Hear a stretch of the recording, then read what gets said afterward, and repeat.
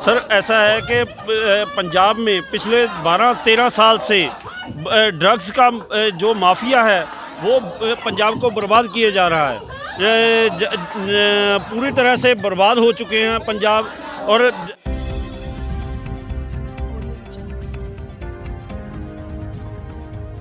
के लिए हम भी फिक्रमंद हैं, बाकी पंजाबी चिंतित है। इसलिए 2013 में इसी ड्रग माफिया को तोड़ने के लिए जो Punjab and Haryana high court है, Punjab and Haryana high court में ने इसका संज्ञान लेते हुए एक SIT बनाई, स्पेशल इन्वेस्टिगेशन टीम, ड्रग्स के मामले पर। उसके ऊपर 2018 में उस SIT ने रिपोर्ट सबमिट की Punjab and Haryana high court में। 2018 से ड्रग्स की रिपोर्ट के लिफाफे पड़े हुए हैं, एनवल्प, उनको खोल करके उनके ऊपर एक्शन नहीं लिया जा रहा। बहुत बार हेयरिंग हो चुकी है। 2018 से वो केस चल रहा है, वैसे तो 2013 से चल रहा है। 2018 से बंद लिफाफे पड़े हुए हैं और उन लिफाफों को खोलने के लिए हाई कोर्ट तैयार नहीं है। कभी किसी वजह से एडजर्न किए जा रहे हैं। 6 महीने की कभी डेट पड़ती है, कभी 5 महीने की डेट पड़ती है। लेकिन हम एक ही मांग करते हैं कि उन लिफाफों को खोल करके उनके ऊपर एक्शन लिया जाए। श्री बलविंदर सेखों जो पूर्व DSP थे, उन्होंने यही बात कही कि हाँ जी हम ड्रग्स वाले लिफाफे खोले जाएं, तो उनको 6 महीने की कैद करके कंटेम्प्ट ऑफ कोर्ट के अंडर उनको कैद कर दिया गया है। वो इस समय जेल में हैं। ये हम इनजस्टिस के खिलाफ आवाज़ उठा रहे हैं। आज पंजाबी विचार मंच की तरफ से आज एक सिंबॉलिक प्रोटेस्ट है।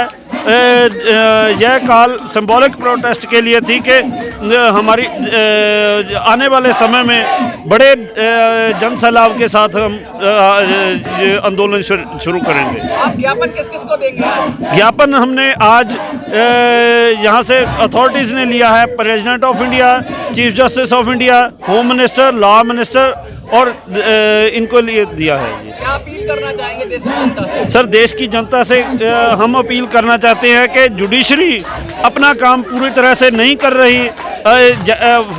जैसे उदाहरण के तौर पर जो SIT के रिपोर्ट के वाले इन्वॉल्व हैं उनको खोल करके उनके ऊपर एक्शन लेना बनता है, वो नहीं कर रही। इसके लिए आवाज़ बुलंद की जाए और इसके ऊपर एक्शन लिया जाए।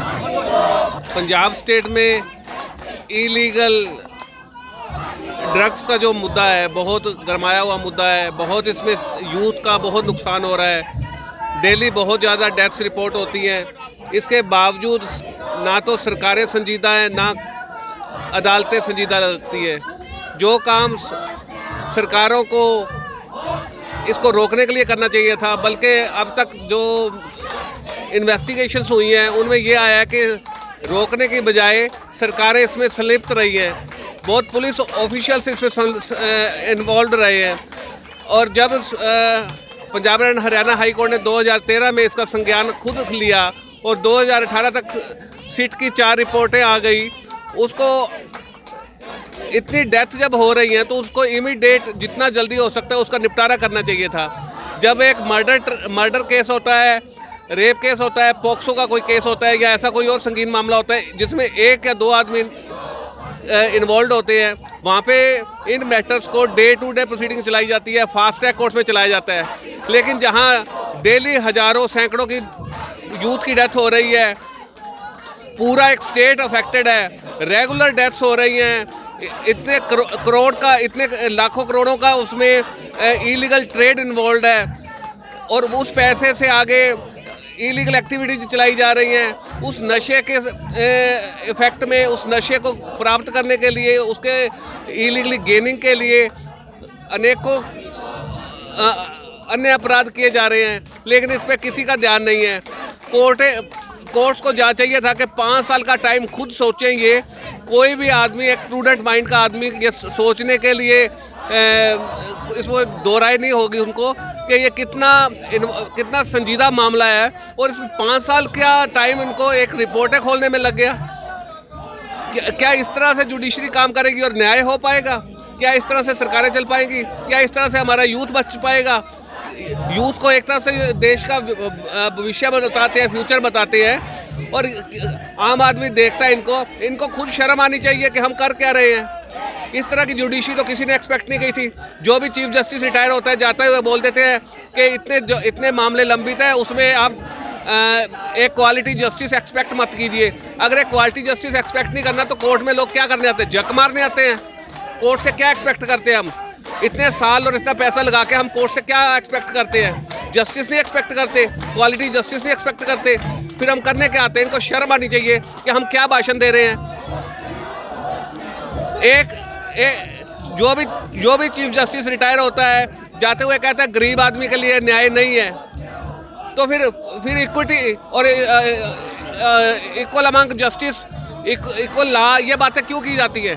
फिर क्यों नहीं कहा जाता कि अमीरों के लिए न्याय है, गरीबों के लिए नहीं है? कह क्यों नहीं दिया जाता? जब आप रिटायर होते हैं तभी आपको सब कुछ याद आ जाता है कि गरीब जस्टिस नहीं पा सकता इस इंडिया में। तो फिर आपने क्या सिस्टम दिया इंडिया को? डे बाय डे आपका गिरावट आती जा रही है आपके जस्टिस सिस्टम में। क्या फ़ायदा? एक लॉ एंड जस्टिस डिपार्टमेंट ऐसा था जिसने बाकी के डिपार्टमेंट्स को चेक एंड बैलेंस करना था। बाकी के डिपार्टमेंट्स में इतनी गिरावट आ गई, इसमें दो राय नहीं है। तो ये चेक एंड बैलेंस नहीं रखा तभी गिरावट आई। इससे बड़ा तो कोई एग्जाम्पल नहीं है कि चेक एंड बैलेंस में ये फेल रहे हैं, अपनी ड्यूटी प्ले करने में नाकामयाब रहे हैं। अगर अपनी ड्यूटी प्ले करने में नाकामयाब रहे हैं तो कोई इनको बोलता है तो इनको कंटेम्प्ट ऑफ कोर्ट दिख जाती है। आप अपना कार्रवाई, अपनी काम, अपने जस्टिस अपने ढंग से कीजिए, लोगों को बोलने का मौका ही क्यों मिले? अगर आप काम भी ढंग से नहीं करेंगे, लोगों को भी आप कब तक स्टॉप करेंगे, कब तक दबाएंगे? एक मिनट, पिछले सालों में हजारों एनडीपीएस के एफआईआर लॉन्च हुई हैं और किसी भी एफआईआर में, ज़्यादातर एफआईआर्स में केवल जिसके पास से 10 ग्राम 20 ग्राम पकड़ी जाती है उसको अरेस्ट करके उसको चालान कर देते हैं।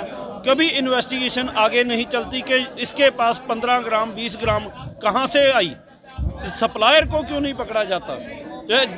इससे पता चलता है कि इन्वेस्टिगेशन के नाम पर कुछ भी नहीं किया जा रहा। जिस तरह रिटायर्ड डीएसपी बलविंदर सिंह सेखों ਅਤੇ श्री प्रदीप सिंह सेखों जी ने, प्रदीप शर्मा जी ने मैं पंजाबी मंच के प्लेटफार्म के उपर अदालतां नूं जो ड्रग ਦੀਆਂ रिपोर्टां अदालतां पिछले कई सालों तो बंद पईयां ने उन्होंने खोलण लई कहा, बुलंद आवाज़ की तो उन्होंने कोर्ट ने कंटैंप्ट ऑफ कोर्ट का नाम दे के, सख्त शब्दावली बोलण का नाम दे के उन्होंने तुरंत 6 महीने की सज़ा कर दी गई, जो कि असी मंग करते हाँ भारत सरकार तो, सारे अधिकारियों तो। जिस तरह अज मंग पत्र दिता गया कि उन्होंने रिपोर्टां नूं जल्दी तो जल्दी खोलिया जाए, यही साडी सरकार तो, अधिकारियों तो मंग है।